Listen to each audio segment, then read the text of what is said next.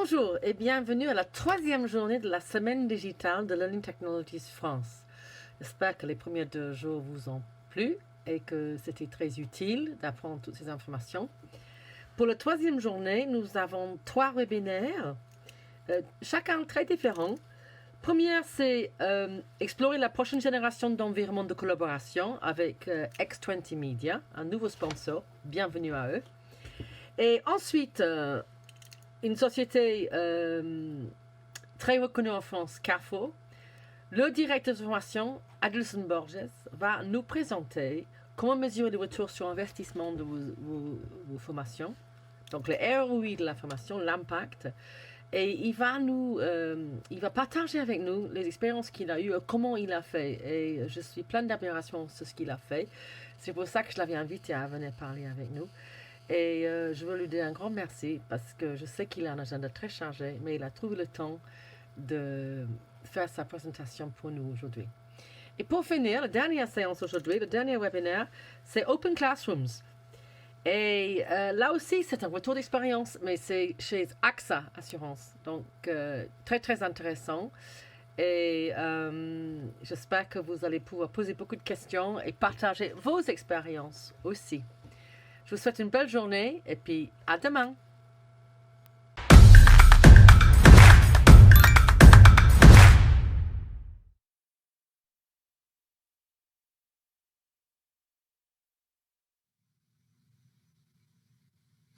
Bonjour et bienvenue dans cette nouvelle session du Learning Technology Virtual Experience ou Digital Experience avec ce matin une intervention absolument passionnante parce que avec ces transformations dans nos manières d'apprendre, eh bien la question de l'équipement, la question de l'organisation des flux pour pouvoir aller se former devient crucial, que l'on soit dans des espaces de formation, dans des établissements d'enseignement supérieur, que l'on soit dans des organismes de formation ou au sein d'entreprises, pouvoir accéder à la formation, à la visio, pouvoir partager et faire que ces moments deviennent des moments collaboratifs, c'est un véritable enjeu pour tout le monde. Pour cela, nous avons 2 intervenants. D'un côté, Philippe Lemaire, qui est le directeur de IP Partners. Et IP Partners et Philippe sont des pionniers du digital media en France. Alors, ils interviennent dans tout un tas de domaines déjà depuis plus de 20 ans, dont le domaine de la formation qui devient vraiment essentiel. Et avec nous, Bernardo Amador, qui est lui spécialiste de tout l'usage de ces outils dans une entreprise que nous ne connaissons pas encore bien, et ça va être vraiment l'occasion, qui s'appelle X2O. Ce n'est pas X20 ni X2O, X2O Media, qui arrive du Canada, du Québec, je crois, et qui va nous parler de cette solution qu'ils vont nous proposer et qu'ils vont vous présenter. Alors, n'oubliez pas, vous pouvez poser toutes vos questions pendant cette session. Ces questions, je vais me faire votre porte-parole afin de répondre à toutes les préoccupations que vous pouvez avoir d'ici 20-25 minutes. À tout de suite et maintenant, à vous, Philippe et Bernardo.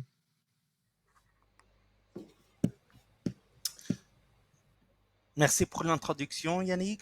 Je suis Bernardo Amador. On va vous présenter très rapidement le programme d'aujourd'hui. Philippe, tu veux présenter, s'il te plaît, le programme? Bien sûr, donc bonjour à tous. Donc l'idée, c'est de vous faire une première introduction un petit peu du concept et une vue d'ensemble de la solution. Ensuite, on va fortement appuyer sur ce que sont les tendances aujourd'hui qui sont à la fois liées à l'environnement et à la situation que nous vivons, mais qui sont finalement des tendances un peu plus lourdes que ça, puisqu'on a vu évoluer la demande au niveau des formations il y a déjà bien quelques années maintenant. On vous fera une présentation de la technologie, bien entendu, au travers d'une vidéo, mais aussi au travers de différents exemples. Et puis, l'idée étant de vous faire comprendre comment on peut vous accompagner à la fois dans la réflexion, mais surtout dans la mise en œuvre et pourquoi finalement faire ce type d'investissement au niveau de la formation. Donc, on vous donnera quelques conseils d'accompagnement sur la façon d'opérer, en tout cas la façon dont on opère sur les différents marchés qu'on adresse. Donc, je vais poursuivre. Je suis, comme l'a dit Yannick, je suis Philippe Lemaire, je suis le président d'IP Partner. IP Partner est une société française qui opère sur plusieurs marchés. Notre positionnement est un positionnement de distributeur expert de solutions qui ont toute vocation à adresser les usages métiers et à la digitalisation finalement de nos clients. On opère sur 3 grandes familles de marchés que sont les lieux d'événements, où on a déjà commencé il y a quelques années la digitalisation et l'expérience utilisateur dans les stades, dans les arénas. Vous avez pratiquement un stade sur 2, une aréna en France qui est équipée par nos soins. Ensuite, on opère beaucoup dans le monde de l'hospitality, tout ce qui est hôtel, digitalisation des hôtels, et notre grand sujet du moment qui est l'éducation et la formation dans les entreprises, pour lesquelles on apporte des solutions extrêmement fortes aujourd'hui, comme X2O, sur ces sujets. Bon, de mon côté, on parlera en plus grand détail au sujet des solutions de X2O. Moi, je suis Bernardo Amadeur, j'apporte plus de 10 ans en EdTech et formation, ayant été, je me considère, si je me permets, d'être un expert en apprentissage et méthodes pédagogiques. Je me suis joint à X2O Media, en effet une entreprise canadienne, depuis septembre de l'année passée pour appuyer leur développement et l'adoption de solutions de collaboration de valeur ajoutée au sein des entreprises. Alors, on trouve le format de cette présentation, ça sera plutôt une conversation. Alors, je suppose que les dispositifs vous seront mis au par après. L'évolution de l'apprentissage sur le lieu de travail, c'est l'opportunité de se réinventer. Au départ, la conception d'idées n'a que comme fin de répondre à une situation concrète et normalement temporaire. En fait, si vous voulez, on trouve que la majorité des fois, le problème est toujours une question de réduire les coûts des investissements. Ceci dit, on pense fortement qu'il y a la possibilité de voir même avoir l'augmentation de la performance de vos ressources, de votre staff, sans y adjudiquer, bien évidemment, de la qualité de la délivrance. Ainsi, et comme vous pouvez voir, l'innovation, l'évolution et la rapidité sont bien évidemment essentielles dans des solutions pérennes, comme on va vous présenter d'ici peu, et les enjeux d'aujourd'hui ne sont désormais que les nécessités de demain.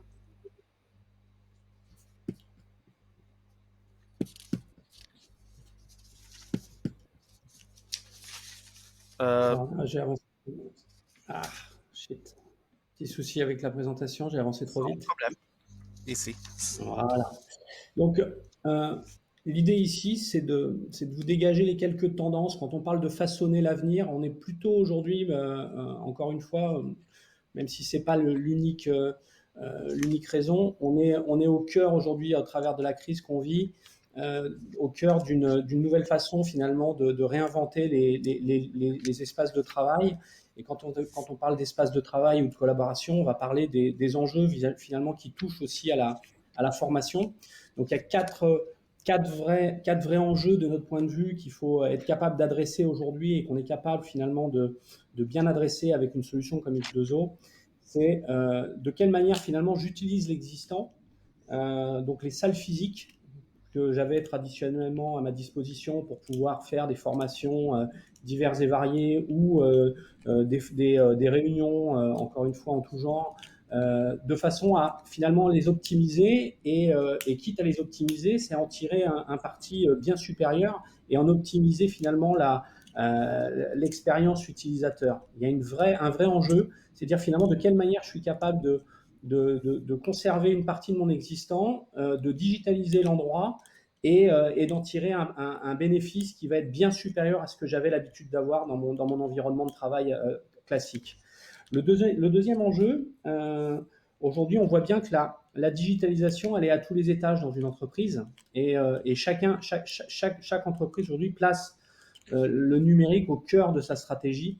Et l'idée, c'est encore une fois, c'est de bien partir d'une problématique d'usage pour pouvoir répondre à des enjeux métiers, puisque vous êtes tous différents, vous avez tous des marchés et des clients différents, et finalement des besoins qui sont liés à vos enjeux métiers. Et là, il y a un vrai sujet à adresser. Le troisième enjeu, c'est de quelle manière finalement je suis capable, en diversifiant mes solutions d'apprentissage,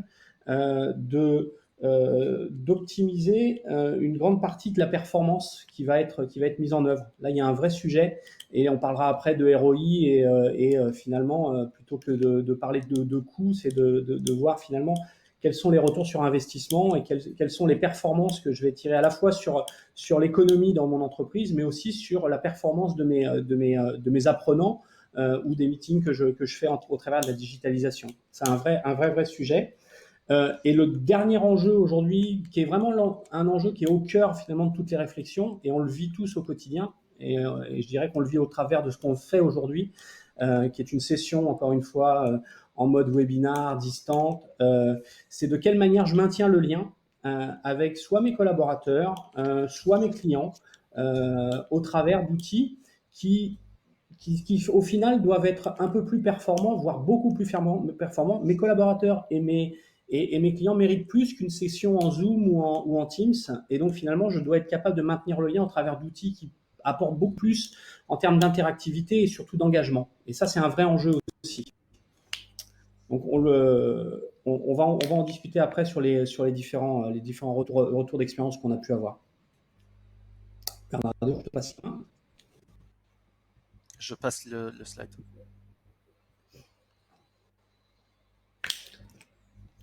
Alors, encore une fois, l'une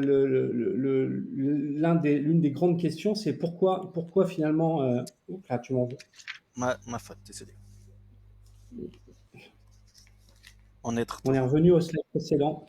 J'ai un petit souci, Bernardo, on est revenu au slide précédent. C'est le slide suivant en fait. Ok, pardonnez-moi. Donc, je poursuis sur pourquoi finalement on crée nos espaces connectés.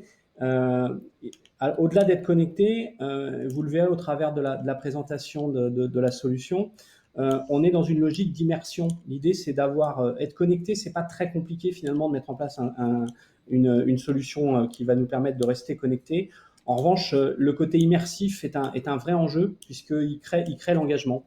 Donc encore une fois, à partir du moment où je suis dans un environnement connecté immersif, j'assure une continuité d'engagement et de motivation, à la fois des collaborateurs et des apprenants. Je peux utiliser finalement, et c'est ce côté un peu multimodal de la solution qui est aussi très intéressant, je peux utiliser la solution comme une forme de promotion. Aujourd'hui, on a des populations commerciales dans les entreprises qui ne peuvent pas visiter leurs clients, qui ne peuvent pas finalement valoriser les offres qu'ils doivent porter. L'outil en tant que tel est multimodal et permet finalement un engagement aussi côté client. Et ça, c'est un vrai plus. Les populations RH dans les entreprises ont aussi besoin finalement de mieux valoriser les formations en interne. Et ça, je dirais que le côté engagement et interactif et immersif de la solution le permet. Mais au-delà de ça, la solution a un vrai avantage parce qu'elle permet de mesurer finalement en termes de KPI à la fois le taux d'engagement et le taux de réussite finalement des apprenants, ce qui n'est pas négligeable. Je pense qu'en termes de valorisation, c'est extrêmement important. Autre enjeu sur ce côté multimodal de la solution, c'est finalement de se dire que aujourd'hui, c'est compliqué de se réunir pour un board et de faire une réunion stratégique. Pourquoi ? Parce que la plupart des décideurs sont distants, soit dans un même pays, voire à l'étranger. Et on trouve au travers d'une solution comme celle-ci, totalement immersive, la possibilité d'enrichir les boards et toutes les décisions stratégiques qui peuvent s'opérer tout en étant à distance. Et là, il y a un vrai enjeu sur ce sujet-là. On le voit de plus en plus aujourd'hui au niveau des demandes qu'on a dans les entreprises. Et puis le dernier sujet qui me paraît important, c'est que pour une entreprise, embaucher, recruter des talents, c'est aussi un besoin de se différencier dans l'approche et dans la façon de le faire. Et utiliser ce type d'outils extrêmement immersif, extrêmement engageant, permet aussi finalement une vraie différenciation pardon, sur ces axes de recrutement. Alors, prenons le pourquoi envers comment. C'est bien évidemment avec grande fierté et responsabilité envers nos clients que l'on identifie et on travaille fort et conjointement avec nos partenaires locaux, ensemble avec IP Partners dans ce cas-ci en France pour délivrer de la nouvelle génération d'outils pour le milieu de travail. Il y a 3 points essentiels en temps réel pour un futur de longue duration qu'on prend en compte. Connecter, communiquer et collaborer n'importe qui ou n'importe où. Ayant une ou deux options à chaque reprise n'est plus suffisant en fait. C'est un moyen assez aplati de travailler et c'est moitié service rendu. Alors si se réinventer signifie aussi l'innover, alors pour moi, ça serait important, on pense que c'est important d'avoir toute option vraiment au bout du doigt, avec des solutions complètes qui enrichissent l'expérience. Et c'est avec nos partenaires, et parmi lesquels, bien évidemment, IP Partners, que nous travaillons mutuellement pour fournir des espaces physiques, hybrides et virtuels. Et pour les entreprises, pour nos clients, on veut permettre que vos ressources disséminées, qu'ils puissent se sentir partie de votre équipe sans importance où ils soient, et arriver vraiment à participer avec des solutions interactives et engageantes pour des expériences uniques. N'est-ce que ces méthodes comme la nôtre, augmente en 22,5% l'assimilation de la connaissance et en 46% l'assiduité de participation et engagement.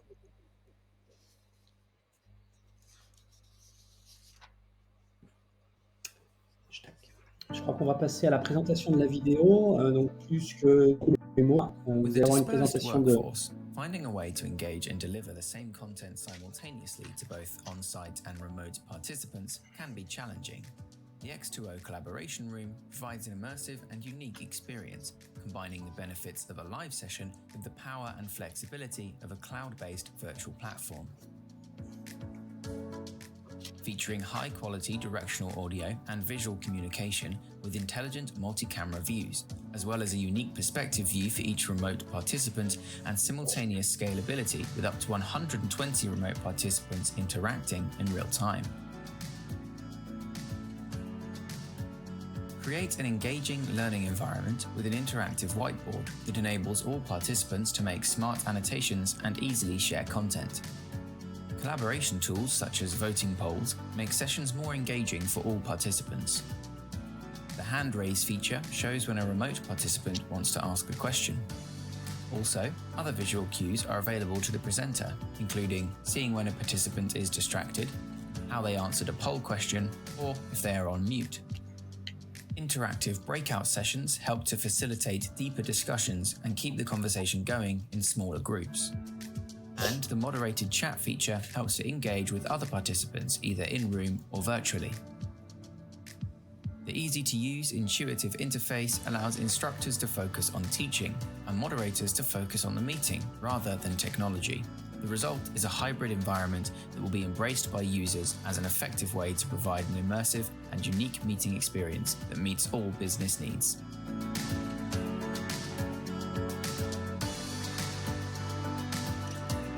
Contact us to arrange a live interactive demo at www.x2omedia.com. Merci Philippe. Le vidéo, je pense qu'il est assez explicite, mais pourquoi faire des investissements autant que tel dans des expériences immersives et interactives? Alors, comme vous pouvez voir, un tiers des participants selon des statistiques d'entreprises qui ne sont du tout connectées avec nous, justifie que si le contenu est fade, les participants perdent de l'intérêt jusqu'à 33,3%. Ceci dit, si le contenu est immersif, la capacité d'attention augmente en jusqu'à 15%. Ce que pour moi, c'est quand même des données très importantes pour arriver à délivrer, pas uniquement pour la performance, mais aussi pour la continuité dans le sujet en question. Autant que participants, vous avez les flux d'audio et vidéo individuels, les plusieurs angles de vidéo et sonorisation dans la salle qui donnent dimension et détail. Quant au groupe de travail pendant des sessions collectives, vous avez la possibilité de travailler avec des tableaux blancs interactifs individuels, une communication distincte entre vous et l'enseignant ou le présentateur qui peut se joindre à chaque groupe et arriver réellement à faire de la vraie collaboration en équipe virtuellement, à distance. Pour le délivreur, d'un autre côté, comme on a vu, il y a plusieurs indicateurs visuels qui donnent la possibilité de la personnalisation, de la dédication et l'immersion visée à l'expérience, ainsi que, bien évidemment, les sondages interactifs en temps réel, où on peut, à partir de ces réponses, regrouper des équipes selon le même choix, des choix différents, ou des groupes aléatoires.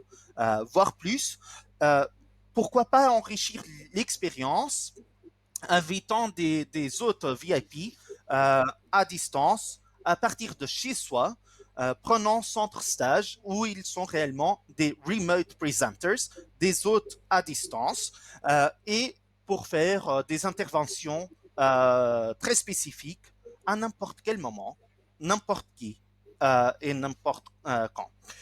Pour la facilité, la stabilité et l'amélioration de la session, on compte aussi avec un dépôt et partage de contenu qui est résident. Et comme le contenu est résident, en des simples mots, du streaming en haute qualité et sans effort.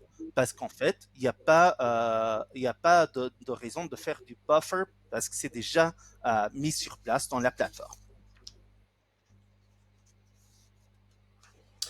Alors, l'idée ici, c'est de vous dire de quelle manière finalement on accompagne nos clients et partenaires depuis la réflexion jusqu'à finalement la mise en œuvre des systèmes.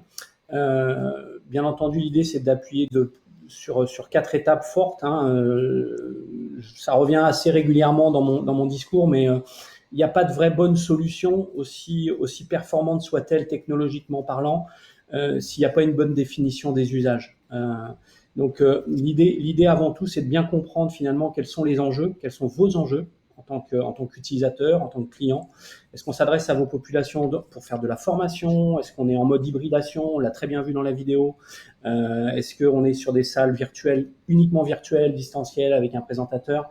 Bref, l'ensemble de ces composantes et de ces enjeux d'usage sont avant tout à adresser. C'est une étape sur laquelle on passe beaucoup de temps, ce qui nous permet vraiment de bien finalement définir la deuxième étape, c'est quelle expérience utilisateur on va avoir.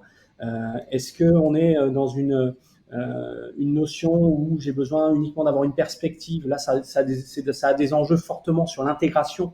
Et là, quand on parle d'intégration, on revient sur nos métiers de l'audiovisuel, puisqu'on va mettre des écrans, on va mettre tout un tas de caméras, bref, il y a des enjeux technologiques qui vont au-delà de la solution.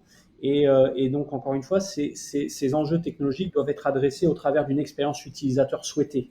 La solution étant très agile et très évolutive, on va tenir compte, bien entendu, finalement, des premiers cas d'usage que vous souhaiterez mettre en œuvre, mais on pourra aller au-delà pour pouvoir anticiper finalement d'autres usages. On le voit bien au travers de nos clients qui démarrent un projet en mode hybride. et qui se disent finalement on peut connecter plusieurs sites distants et avoir plusieurs salles en même temps avec des personnes en présentiel et des personnes à distance qui vont pouvoir interagir. Et là, on a un vrai sujet.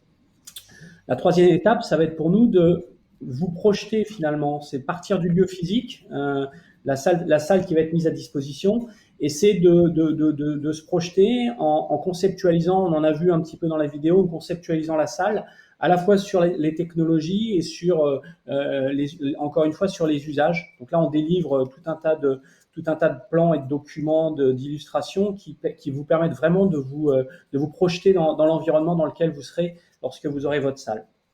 Et le quatrième sujet, qui est forcément un sujet extrêmement important, c'est, on l'a déjà évoqué, Bernardo, je te laisserai compléter, mais un des vrais sujets est quand même au-delà de définir un budget, c'est de définir les objectifs de retour sur investissement. Quels sont les métriques qu'on met en place, quels sont les leviers et comment on les mesure. Là, je te laisse peut-être enrichir, Bernardo, sur le sujet. Sans problème, avec plaisir. Alors, il y a, on voit de plus en plus que les entreprises non seulement arrivent à réduire leurs coûts jusqu'à 90% de leurs coûts, de leurs dépenses dans le e-learning, mais on voit même plus, et je pense que ceci est clé pour comprendre comment développer réellement un projet, c'est l'opportunité du rendu du participant, des ressources du staff. Dans un cas spécifique, on a vu que chaque dollar dépensé par employé leur rendait, après avoir délivré des sessions réellement complètes, ça leur rendait $30 par chaque employé, par la dépense de chaque employé. C'est-à-dire qu'un employé où vous payez 30 000 euros, vous espérez gagner, augmenter envers 900 000 euros. Ce qui est quand même un numéro significatif, et on le voit à chaque reprise. On a Shell qui est quand même une grosse entreprise, c'est pas un client à nous, mais depuis qu'ils ont adopté de l'e-learning et réellement avec plusieurs outils, ils ont réduit leur coût en plus de 200 millions d'euros. Dollars, excusez-moi, avec une augmentation de 218% de retour, ce que je pense que c'est quand même assez intéressant. Alors, si vous avez besoin de votre côté de justifier, ou vous avez besoin de l'aide à montrer l'évolution pour un projet spécifique, bien évidemment, s'il vous plaît, veuillez contacter Philippe, veuillez me contacter à moi, et ensemble, on trouvera la solution idéale pour vous, soit chez nous, soit avec d'autres solutions que Philippe peut présenter. Mais en tout cas, on veut certainement vous aider à trouver la solution idéale et à la faire justifier. Alors, pour vous montrer un peu le concept, on a du côté gauche, bon, les deux ici, dans ce cas-ci, sont deux géants en biens de grande consommation, sont deux entreprises de FMCG. À gauche, on a une salle, sans que je puisse dire le nom parce qu'il n'y en a pas raison. À gauche, on a des exercices de team building, des exercices en équipe pour la collaboration. L'espace est interchangeable entre des espaces hybrides et virtuels. Et à droite, on a une salle hybride de formation technique et pour le onboarding des ressources humaines, c'est-à-dire qu'à chaque fois qu'ils ont des nouveaux candidats, des nouveaux employés, ils prennent la salle et ils donnent le début des entraînements à un niveau international. Et c'est bon. Dans ce cas-ci, c'est pour des employés dispersés ailleurs en France et aussi à niveau international, bien évidemment. Un autre exemple, on a ici des écoles de commerce pour des programmes exécutifs et de e-MBA, où les professeurs illustrants sont invités comme des hôtes à distance pour donner des formations spécifiques. Et ça se peut que aujourd'hui matin, on a un autre VIP spécifique qui va donner une session, et à l'après-midi, on a 3, 4 et qui participeront pour donner des sessions ou des formations très dédiées au cours en question. Alors, finalement, on passe à l'autre image où on voit la plus grande salle créée en termes de collaboration. Elle est en fonctionnement, elle est en Europe, elle a 120 places actives, c'est-à-dire qu'on arrive à avoir jusqu'à 120 personnes connectées en même temps. Ceci dit, avec la dynamisation des sièges, on pourrait avoir, comme vous pouvez voir du côté droit, on a 2 personnes par écran et au milieu, on a 8 personnes par écran. Si on met que 2 personnes par chaque écran, on aurait bien évidemment qu'une quarantaine de personnes dans la session, mais réellement en taille, dans le ratio réel. Mais pour le cas de ce client-ci, il voulait une session à 120 personnes. Ce qu'on voit récemment, c'est que des engagements récents nous montrent que les demandes pour des salles comme celle-ci, ou même plus grandes que celle-ci, sont pour de la grande surface comme des réunions de board ou d'investisseurs, ainsi que la formation de la future génération de directeurs d'entreprise, comme par exemple dans un cas spécifique, Young Talent Management Training Program, qui sera fait pour une entreprise très particulière. Je passe maintenant parole à Philippe. Tu peux revenir sur le slide précédent, Bernardo. Je voudrais rajouter un point, sans faire de la technique. Là, on a un écran géant, enfin, on a un mur d'écran géant. Pour bien comprendre le côté immersif de la solution, parce que c'est pas uniquement avoir finalement des élèves ou des participants sur un écran. Ce qu'on peut voir entre chaque ligne d'écran, ce sont des barres noires qui sont des barres de son un peu spécifiques avec une webcam et côté expérience user, ça a une importance extrêmement importante dans le sens où lorsque le professeur s'adresse à l'ensemble de l'auditoire, finalement tout le monde entend la même chose. Et lorsqu'un élève interagit avec le professeur ou lorsque une personne à distance veut interagir avec le professeur, le son de la voix de l'intervenant arrive directement dessous l'écran où il se trouve. Ce qui veut dire que le professeur va se tourner puisqu'il entend d'où vient le son.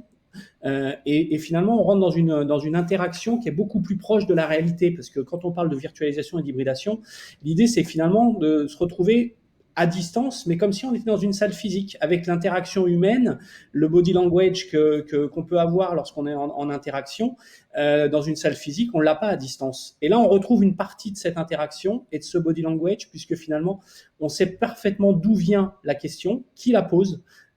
Et ça change tout au niveau de l'expérience. Pardon pour cette petite parenthèse. C'est intéressant ce que tu dis parce que dans une récente session dans cette salle spécifiquement, on a demandé quelle était l'expérience des utilisateurs parce que le client en question nous a permis d'être dans la session. Et je ne sais pas si c'était parce qu'on demandait ou si c'était pour du vrai. La personne a dit c'est presque mieux qu'être sur place parce qu'en fait, on arrive à voir l'angle de tout le monde et avoir une perception complètement distincte que dans le cours, et on peut même se rattraper si on est en retard vers le cours. Je passe vite fait au thème que je pense que c'est le plus intéressant. Quelle est la prochaine génération des espaces de travail digitaux? Et je passe parole à Philippe, s'il te plaît. Ouais, c'est une bonne transition parce que finalement, on parle aujourd'hui, c'est assez simple. Hein. On est dans une logique d'espace de collaboration. Hein. On parle de workplace plutôt que de lieu de travail. Hein. Les lieux de travail physiques, on le voit aujourd'hui, sont malheureusement désertés. On peut considérer qu'ils ne seront pas bien entendus, on l'espère. Mais de toute façon, demain sera pas comme on travaillait hier, et on aura un besoin total d'avoir de vrais espaces de collaboration qui nous permettent à la fois de retrouver ce qu'on faisait en physique quand on se rendait au bureau, mais au-delà. L'idée, c'est vraiment d'aller au-delà.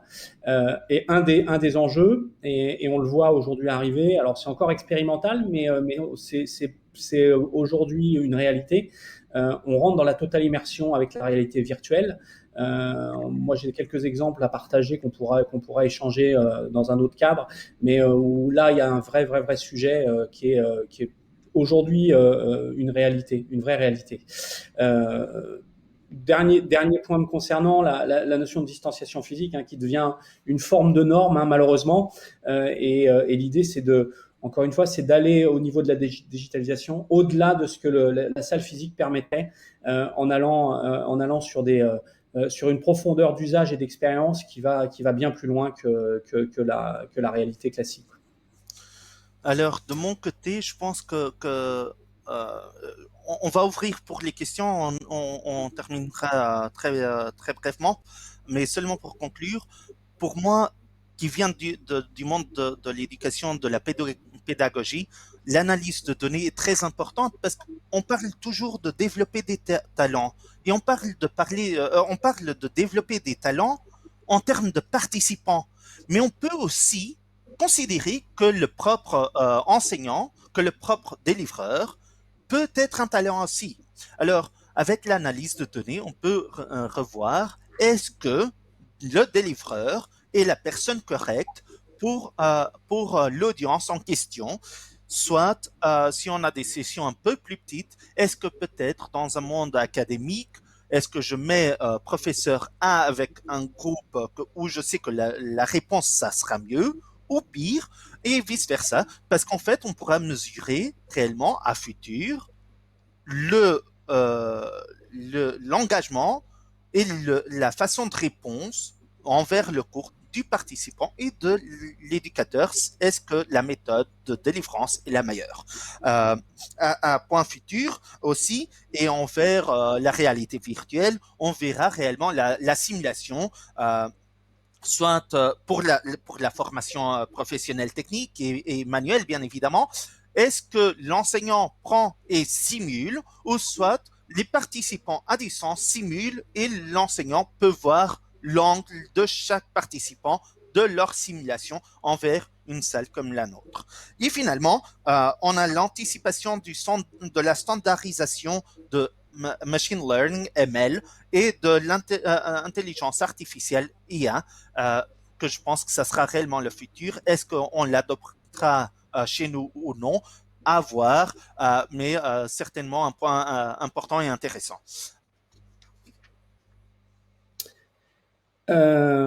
Pour finir, on va cordialement vous inviter à vivre l'expérience, parce que je pense que plutôt que de grands mots, rien ne vaut que l'expérience. Donc on organise des sessions régulières toutes les semaines, à la fois collectives ou individuelles sur demande. Donc on vous invite à nous contacter pour qu'on puisse organiser votre démo très très prochainement. On a hâte de vous voir. Complètement. Je passe alors parole à Yannick qui passera les questions que vous en avez. Yannick, oui, soyez merci bien beaucoup. Ce que vous nous présentez fait rêver parce que ce sont de magnifiques projets. Alors, justement, soyons très concrets. Un projet qui se déploie, combien de temps faut-il entre de la prise de contact jusqu'à sa réalisation, si tout se passe bien? C'est quoi le chemin moyen? C'est une bonne question. C'est peut-être la question la plus compliquée parce qu'il y a toujours une dispersion sur la première conversation et l'objectif final. Alors, tel que Philippe l'expliquait, la concession, vous apportez un problème, on crée une solution, mais on crée une expérience avec. C'est plus un problème, c'est qu'est-ce qu'on peut faire de plus pour que ça soit pérenne, pour que ça soit permanent dans vos bureaux. Mais en moyenne, on parle de toutes parts, depuis le début à la fin, environ 3 mois, 12 semaines. Ok. Alors, une question très intéressante. Philippe? Oui, non, au-delà des enjeux usages et autres sur lesquels on va travailler, une des vraies questions structurantes pour les délais, c'est l'intégration physique, puisqu'on a des problématiques à la fois d'écran, donc audiovisuel, et d'audio surtout, avec toutes les problématiques de son directionnel, d'atténuation et autres qui sont très structurantes. Mais oui, comme l'a dit Bernardo, on va dire entre 10-12 semaines, on est plutôt pas mal. Ok, parce que cette réactivité, cette agilité est importante dans le moment où, comme vous l'avez dit tout à l'heure, les choses se transforment très vite. Alors, un ensemble de questions passionnantes posées par Jean de Villeneuve qui est à la tête du CERAN. Le CERAN, c'est un organisme de formation linguistique et interculturelle. Et il se pose des vraies belles questions. Est-ce que l'on peut facilement intégrer sur la plateforme X2O des API pour pouvoir rentrer et ressortir via des LMS? Est-ce qu'il y a ce que l'on appelle de la SSO qui permet de rentrer sans avoir besoin de se réidentifier? Bref, cette intégration-là, comment est-ce qu'elle se passe? Alors, pour le single sign-on, SSO, comme vous le dites, on a l'intégration par LTI, Learning Technologies Interface, ce qui veut dire que, bien évidemment, on pourra faire la communication avec des single sign-on et tout autre système, on pourra toujours regarder en plus grand détail, soit Apogee ou autre. Et les interfaçages avec donc des LMS, il n'y a pas de problème. Vous avez des API où vous savez aller rentrer sur les API des autres LMS. Je pense que ça, on verra cas par cas parce que, en fait, si vous voulez, c'est pas toujours nécessaire tout l'outil du monde LMS. C'est quand même un monde en lui-même. Alors, après, la communication doit faire du sens. Et doit faire du sens pour l'institution et pour nous. Alors, on travaillera cas par cas dans ce cas-là, mais ça ne veut pas dire qu'on n'arriverait pas. Ok. Autre question, est-ce que l'application est mobile friendly? Est-ce qu'on peut rentrer ou visualiser les choses avec son smartphone, puisque que ce soit les speakers ou les auditeurs, on sait bien que maintenant ils le font souvent en déplacement. Vous avez raison, c'est une question intéressante. Pour répondre très simplement, la réponse est non. Et la réponse est non pour une raison très simple. Dites-moi la fois où vous allez à l'université sur votre portable. Vous n'êtes pas mobile dans l'université. Vous n'êtes pas mobile quand vous êtes en train d'être formé. Alors soyez sur place. Apprenez-le avec tout ce que ça vous apporte. C'est une expérience immersive. C'est pas dans un petit téléphone que vous allez arriver à le faire. Merci beaucoup. Une autre question posée par Christophe. Est-ce que ça nécessite du côté de l'apprenant, du participant, un matériel particulier? Est-ce qu'il faut un ordinateur particulier? Est-ce qu'il faut une webcam, un micro? C'est quoi les contraintes? Philippe? Sinon, c'est moi qui parle. On a une très grosse contrainte en fait, c'est que le participant doit se loguer via un navigateur de type Chrome, rien d'autre. Donc il peut se connecter avec le minimum du minimum requis sur un plan technologique. C'est aussi la force du système. C'est-à-dire que je me connecte à distance via mon navigateur, j'ai mon login, mon mot de passe et j'accède à la salle. Extrêmement simple. J'ai d'autres contacts à vous donner avec des personnes qui sont intéressées, qui travaillent dans le monde de l'équipement et de l'aménagement d'architecture. Mes dernières questions. L'administration de ça, pour faire fonctionner la salle, est-ce que ça nécessite des compétences particulières? C'est quoi ces compétences pour pouvoir in situ faire fonctionner? C'est très difficile. Alors, l'enseignant a besoin d'une formation de 2 heures, l'opérateur a besoin d'une formation de 4 heures et l'administrateur a besoin d'une formation de 6 heures. Je pense qu'en 2 jours, on arrivera à le faire. Super. Eh bien, merci beaucoup. Nous sommes arrivés à échéance. Vous nous avez éclairé avec quelque chose qui est vraiment très intéressant parce que même si c'est de la technique et de la technologie, on voit bien que ça s'appuie sur une pratique pédagogique et sur une analyse des besoins tout à fait intéressante et qui donne tout son sens au potentiel technologique. Merci beaucoup X2O et IP Partners pour cette présentation et pour vous les spectateurs, auditeurs, eh bien rendez-vous pour les prochaines sessions qui vont suivre aujourd'hui avec un tour d'horizon très large que nous offre Learning Technology Digital Experience. À très vite. Merci beaucoup. Merci beaucoup, à la prochaine.